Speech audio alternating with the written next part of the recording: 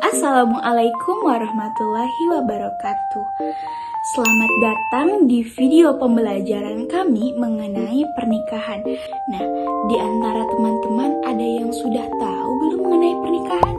Kalau belum tahu, boleh simak yuk video pembelajaran dari kami mengenai pernikahan. Nah, di video ini kami akan menjelaskan mengenai definisi pernikahan, macam-macam pernikahan, syarat-syarat pernikahan, hukum pernikahan, hikmah pernikahan, rukun pernikahan, sebab talak dan juga rujuk.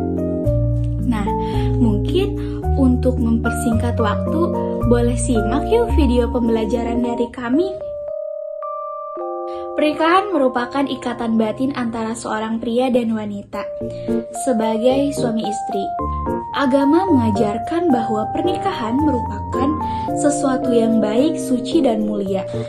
Pernikahan ataupun perkawinan secara etimologi berasal dari bahasa Arab, yaitu dari kata an-nikah ataupun al-nikah yang dimana bermakna al-wat'i ataupun bersetubuh, al-damu wal tadahul ataupun berkumpul sampai dengan memasukkan, dan al-aqad ataupun perjanjian.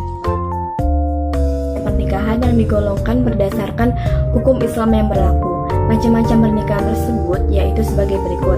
Yang pertama yaitu pernikahan az-zawaj al-wajib, yaitu pernikahan wajib yang harus dilakukan oleh individu yang memiliki kemampuan untuk melakukan pernikahan serta memiliki nafsu biologis atau nafsu syahwat dan khawatir pribadinya melakukan dosa paling berat dalam Islam, yakni perbuatan zina. Untuk menghindari perbuatan zina, maka melakukan pernikahan menjadi wajib bagi individu yang seperti ini.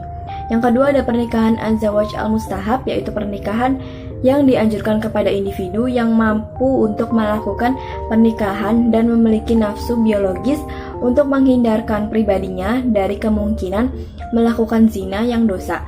Yang ketiga ada pernikahan az-zawaj al-makruh, yaitu pernikahan yang kurang atau tidak disukai oleh Allah. Pernikahan ini bisa terjadi karena seorang muslim tidak memiliki kemampuan biaya hidup meskipun memiliki kemampuan biologis, atau tidak memiliki biologis meskipun memiliki kemampuan ekonomi.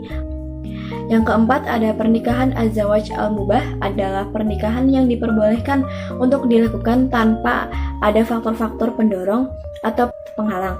Seseorang yang hendak menikah tetapi mampu menahan nafsunya dari berbuat zina, maka hukum nikahnya adalah mubah. Yang kelima, pernikahan haram merupakan pernikahan yang berdasarkan hukum Islam haram apabila seorang muslim menikah justru akan merugikan istrinya karena ia tidak mampu memberi nafkah lahir dan batin, atau jika tidak menikah ia akan mencari mata pencaharian yang diharamkan oleh Allah padahal sebenarnya ia sudah berniat menikah dan mampu menahan nafsu dari zina. Yang keenam ada pernikahan badal, pernikahan tukar-menukar istri. Hal ini terjadi karena seorang laki-laki mengadakan perjanjian untuk menyerahkan istrinya kepada orang lain dan mengambil istri orang lain tersebut sebagai istrinya dengan memberi sejumlah uang tambahan. Yang ketujuh ada pernikahan mut'ah, yaitu pernikahan terjadi karena seorang laki-laki menikahi seorang wanita dengan memberikan sejumlah harta dalam waktu tertentu, dan pernikahan ini akan berakhir sesuai dengan batas waktu yang telah ditentukan tanpa talak serta tanpa kewajiban memberi nafkah atau tempat tinggal. Yang ke-8 ada pernikahan syikhar. Itu suatu pernikahan dianggap sebagai pernikahan syikhar apabila seorang laki-laki berkata kepada laki-laki lain, "Pernikahkanlah aku dengan putrimu, maka aku akan pernikahkan putriku dengan pribadimu," atau berkata, "Pernikahkanlah aku dengan saudara perempuanmu, maka aku akan pernikahkan saudara perempuanku dengan pribadimu." Menurut bahasa, pernikahan syikhar diambil dari kata asyighar yang berarti mengangkat. Pernikahan ini diharamkan sebab tidak sesuai dengan hikmah atau tujuan menikah seperti firman Allah dalam Al-Quran surat Ar-Rum ayat 21. Pernikahan merupakan salah satu ibadah yang sangat bisa dianjurkan oleh Allah Subhanahu wa Ta'ala. Pernikahan juga memiliki syarat-syarat sebagaimana ibadah yang lainnya. Yang pertama, harus beragama Islam. Kedua, mempelai harus beragama Islam. Apabila salah satunya ada yang beragama di luar agama Islam, maka pernikahan itu tidak akan sah dan akan membuat perzinahan untuk kedepannya. Yang kedua, harus ada calon mempelai wanita dan harus ada calon mempelai laki-laki. Yang ketiga, harus bukan mahram. Mahram di sini artinya tidak memiliki ikatan saudara, senasab dan seair susu. Untuk yang keempat, tidak sedang kedua mempelai tidak sedang dalam melakukan ibadah haji. Apabila keduanya sedang melakukan ibadah haji, maka ibadah haji itu tidak akan sah dan pernikahannya begitu dan begitu pula dengan pernikahannya. Dan untuk yang terakhir, tidak ada paksaan dalam melakukan ibadah pernikahan bagi kedua mempelai. Hukum menikah dibagi menjadi 5, yaitu yang pertama wajib. Wajib jika seseorang sudah mampu dan sudah memenuhi syarat, serta khawatir akan terjerumus melakukan perbuatan dosa besar jika tidak segera menikah. Orang dengan kriteria tersebut diwajibkan untuk segera menikah agar tidak terjerumus melakukan dosa zina. Yang kedua yaitu sunnah. Sunnah bagi seseorang yang sudah mampu untuk berumah tangga mempunyai keinginan niat menikah. Dalam hal ini, orang yang apabila tidak melaksanakan nikah masih mampu menahan dirinya dari perbuatan dosa besar ataupun zina dihukumi sunnah. Yang ketiga adalah mubah. Mubah yakni seseorang yang telah mempunyai keinginan menikah tetapi belum mampu mendirikan rumah tangga atau belum mempunyai keinginan menikah tetapi sudah mampu mendirikan rumah tangga. Yang keempat yaitu makruh. Makruh bagi seseorang yang belum mampu atau belum mempunyai bekal untuk mendirikan rumah tangga. Dan yang terakhir adalah haram. Haram bagi seseorang yang bermaksud tidak akan menjalankan kewajibannya sebagai suami ataupun istri yang baik. Yang pertama, pernikahan dapat menciptakan kasih sayang dan ketentraman. Dalam Islam, pernikahan dipandang sebagai sarana untuk meraih rasa tentram, kasih sayang, dan kebahagiaan, sehingga seseorang yang menikah akan diliputi oleh ketenangan. Yang kedua, pernikahan dapat melahirkan keturunan yang baik. Hikmah menikah selanjutnya adalah melahirkan anak-anak yang soleh, beriman, dan bertakwa. Anak yang cerdas secara emosional dan intelektual juga dibutuhkan untuk melanjutkan syiar agama yang dibawa oleh orang tuanya. Dengan menikah, semua hal tersebut akan terwujud sehingga keturunan dan generasi Islam yang unggul pun dapat terus ada dan berkelanjutan. Yang ketiga yaitu memenuhi tuntutan fitrah. Manusia diciptakan Allah Subhanahu wa Ta'ala dengan rasa tertarik kepada lawan jenisnya. Laki-laki tertarik kepada wanita, begitupun sebaliknya. Ketertarikan ini merupakan fitrah yang telah Allah tetapkan kepada manusia. Oleh karena itu, pernikahan disyariatkan dalam Islam dengan tujuan memenuhi fitrah tersebut. Islam tidak menghalangi dan menutupi keinginan ini, bahkan melarang kehidupan umat muslim yang menolak pernikahan ataupun bertahalul atau membujang. Dan yang terakhir ada pernikahan dapat menjauhkan dari perzinahan.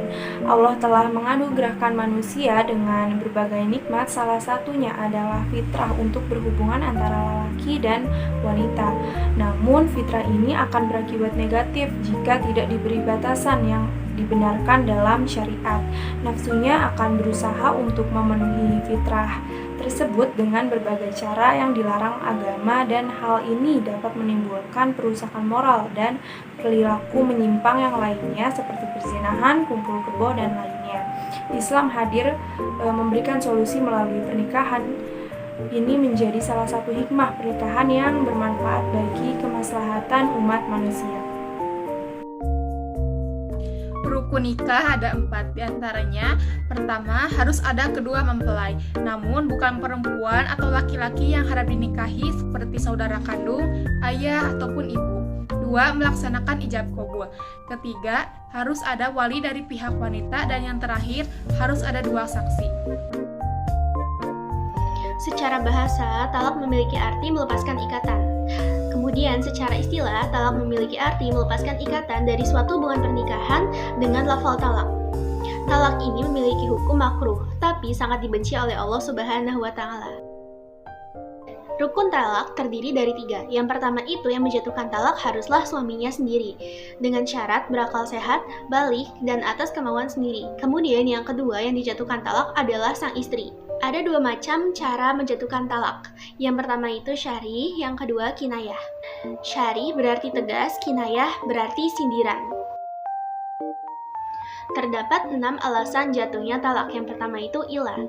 Ilah artinya seorang suami tidak mau lagi mencampuri istrinya. Yang kedua ada lian, yang artinya sang suami menuduh istri berbuat zina. Yang ketiga ada zihar, yang berarti suami tersebut mengucapkan bahwa istrinya itu seperti ibunya. Lalu ada hulu dengan alasan seperti istrinya membenci suaminya. Lalu ada fasakh, yang berarti rusaknya hubungan ikatan pernikahan karena sebab-sebab tertentu. Misalnya, ternyata suami dan istri tersebut adalah mahram. Lalu yang keenam ada hadana, yang berarti mengasuh atau mendidik anak yang masih kecil. Rujuk adalah bersatunya kembali sepasang suami dan istri dalam ikatan pernikahan setelah terjadinya talak raji atau di antara talak 1 dan talak 2, dan sebelum habis masa iddah atau masa saat istri menunggu setelah diceraikan oleh suaminya. Jika seorang suami memutuskan untuk rujuk dari istrinya, keduanya tidak perlu melangsungkan akad nikah lagi, sebab akad nikah yang keduanya miliki belum sepenuhnya putus, seperti yang terdapat dalam Al-Quran Surat Al-Baqarah ayat 229. Talak yang dapat dirujuki 2 kali, setelah itu boleh rujuk lagi dengan cara ma'ruf atau menceraikan dengan cara yang baik. Tidak halal bagi kamu mengambil kembali sesuatu dari yang telah kamu berikan pada mereka, kecuali kalau keduanya khawatir tidak akan dapat menjalankan hukum-hukum Allah. Jika kamu khawatir bahwa keduanya atau suami istri tidak dapat menjalankan hukum-hukum Allah, tidak ada dosa atas keduanya tentang bayaran yang diberikan oleh istri untuk menebus dirinya. Itulah hukum-hukum Allah, maka janganlah kamu melanggarnya. Barang siapa yang melanggar hukum-hukum Allah, mereka itulah orang-orang yang zalim. Selanjutnya, hukum rujuk. Asal hukum rujuk adalah mubah atau jaiz, yang berarti dibolehkan.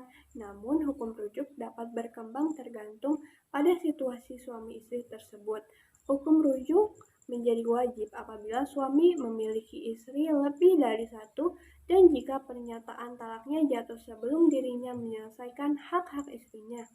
Merujuk menjadi sunnah hukumnya jika bersatu kembali lebih bermanfaat daripada meneruskan proses perceraian. Namun, akan menjadi makruh jika berpisah lebih baik daripada bersama kembali. Dan hukum rujuk dapat menjadi haram jika bersama kembali dalam pernikahan justru membuat istri semakin menderita. Untuk syarat rujuk ada 4. Pertama, berakal balik atau tidak gila. Kedua, mengucapkan lafaz rujuk. Ketiga, habis masa iddah. Dan yang keempat, harus dilaksanakan oleh suaminya langsung tanpa ada paksaan.